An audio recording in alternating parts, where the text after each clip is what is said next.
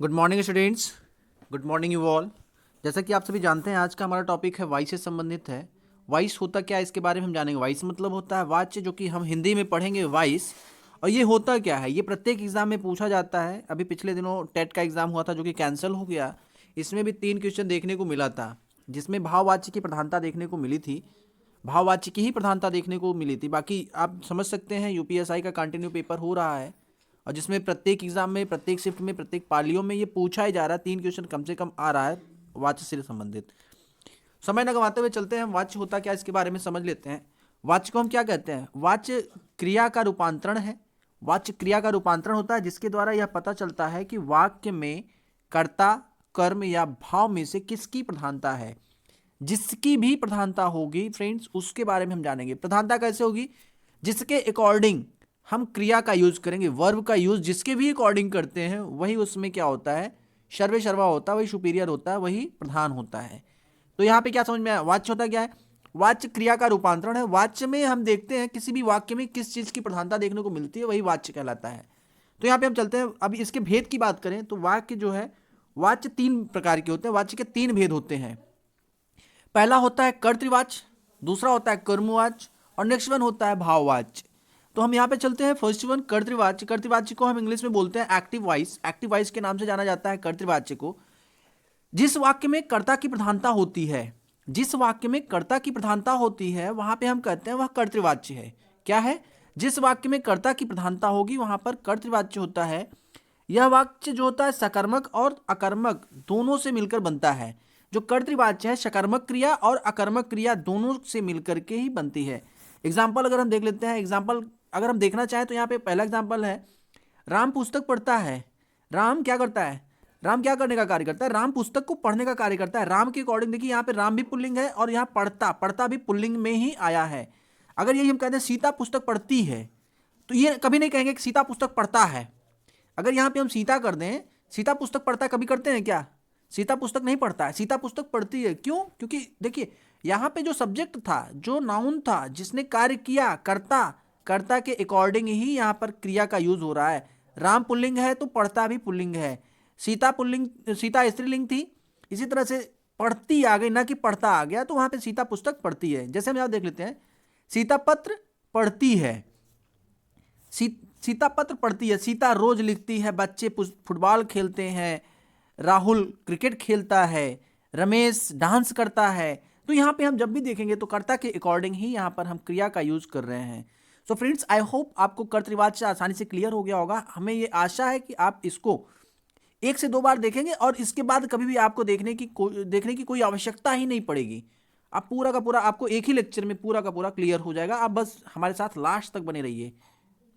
So friends, next है कर्मवाच्य। कर्मवाच्य के बारे में यदि हम बात करें, कर्मवाच्य को पैसिव वॉइस के नाम से जानते हैं। जिस वाक्य में कर्म की प्रधानता होती है, कर्म की प्रधानता देखने को मिले, वहां पर कर्मवाच्य कहलाता है।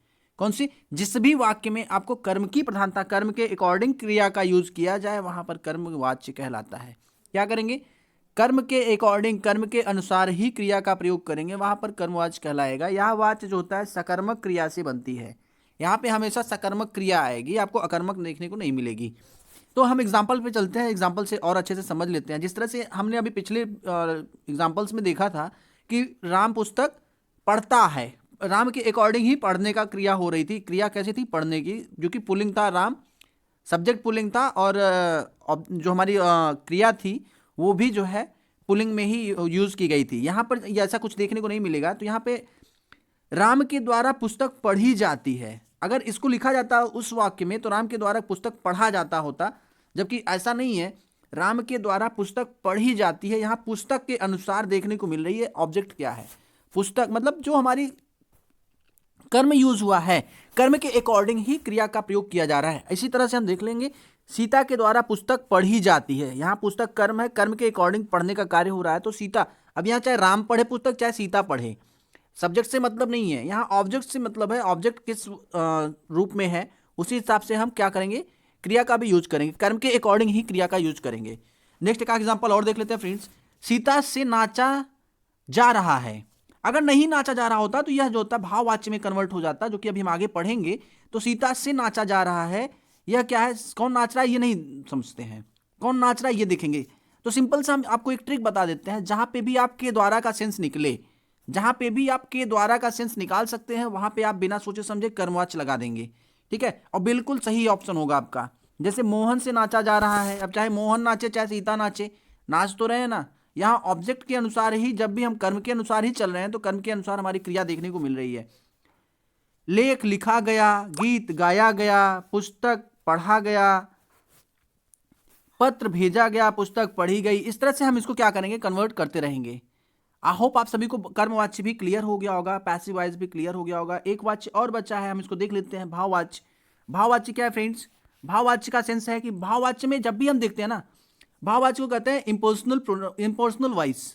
इम्पर्सनल वॉइस बोलते हैं। इसमें क्या होता है, आपको नेगेटिव सेंस देखने को मिलेगा। इसमें कभी भी आप देखेंगे तो नेगेटिव सेंस ही देखने को मिलेगा। भाव की प्रधानता, अधिकतर सकारात्मकता की यूज करते हैं। जो भी हमारे पास अकर्मकता होगी, जहां पे हम नेगेटिव सेंस का यूज कर पाएंगे, ये वाक्य जो होता है, भाववाच्य जो होता है, वह नेगेटिव सेंस को ही दर्शाता है।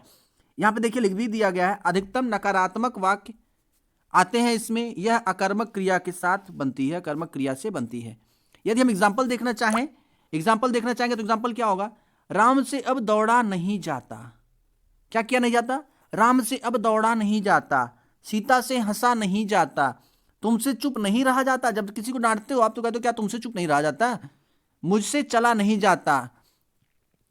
राम से पढ़ा नहीं जाता। उससे खाया नहीं जाता। उससे पिया नहीं जाता।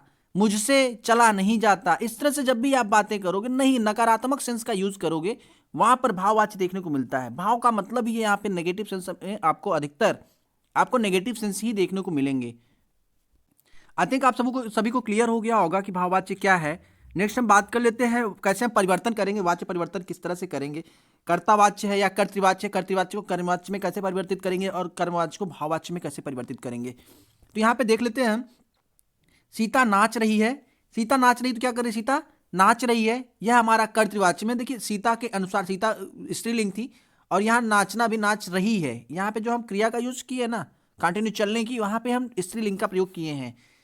ऐसे बच्चे खेल रहे हैं, बच्चे जब खेल रहे हैं तो बच्चे के अकॉर्डिंग ही क्रिया लगी है, बच्चे के अकॉर्डिंग ही क्रिया लगी है। उसने किताब पढ़ी, उसने किताब पढ़ी, ये सब हम क्या किए हैं, कर्तृवाच्य के रूप में देखे हैं।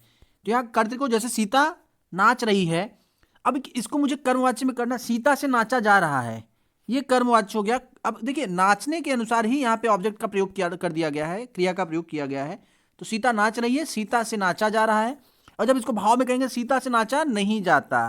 ठीक है, यहाँ पे नेगेटिव सेंस का ही हम यूज कर लेते हैं, सीता से नाचा नहीं जाता। यह हमारा क्या हो गया, भाववाच्य। बच्चे खेल रहे हैं और बच्चों के द्वारा खेला जाता है। ठीक है, या बच्चों के द्वारा खेला जा रहा है। रहे हैं तो कंटिन्यूस टेंस में है ना, तो कंटिन्यूस में रखेंगे, खेला जा रहा है, बच्चों के द्वारा खेला जा रहा है। अब यहाँ पे क्या करेंगे, नेगेटिव सेंस मुझे लाना है, तो बच्चों से खेला नहीं जाता। बच्चों से खेला नहीं जाता, इसका मतलब यह है कि यह नकारात्मक हो गया और यह भाववाच्य में कन्वर्ट हो गया है। उसने पुस्तक पढ़ी। ठीक है, उसने पुस्तक पढ़ ली है। ठीक है, उसने पुस्तक पढ़ी, यह हमारा कर्तृवाच्य है। जब इसको हम भाववाच्य में, कर्मवाच्य में करेंगे कन्वर्ट, तो उसके द्वारा, देखिए के द्वारा का सेंस आपको देखने को मिलेगा, के द्वारा, इसमें से सीता के द्वारा नाचा नहीं जाता या नाचा जा रहा है। ठीक है, इस तरह से हम के द्वारा जहां पे देखेंगे वो कर्मवाच्य के रूप में आता है। और जहां पे नेगेटिवता का सेंस देखते हैं, अकर्मकता का सेंस देखते हैं, नकारात्मकता का सेंस देखते हैं, वहां पे भाववाच्य होता है। तो इसको देख लेते हैं और इसी के साथ समाप्त करते हैं। आई होप आप सभी को क्लियर हो गया होगा।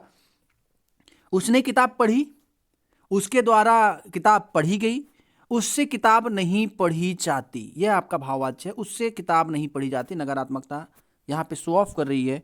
और इसी के साथ आपका आज का सेशन क्लियर हो गया। फ्रेंड्स, आप ये हमको इन्फॉर्म करिएगा कि आपको हमारा वीडियो कैसा लगा। अगर इसी तरह की और वीडियोस आपको चाहिए, अच्छे कंटेंट्स में चाहिए, ये तो हैंड रिटन में है, आपको मैं चाहता तो बोर्ड पे ही पढ़ा देता, बट आपको ये क्लियर हो कि हाँ मैं भी कुछ स्ट्रगल करता हूँ, आपके लिए कुछ स्ट्रगल करता हूँ, और आपको अच्छा लगे तो आप इसको लाइक और शेयर अवश्य करिएगा। Thank you, thanks for watching the video, thank you all.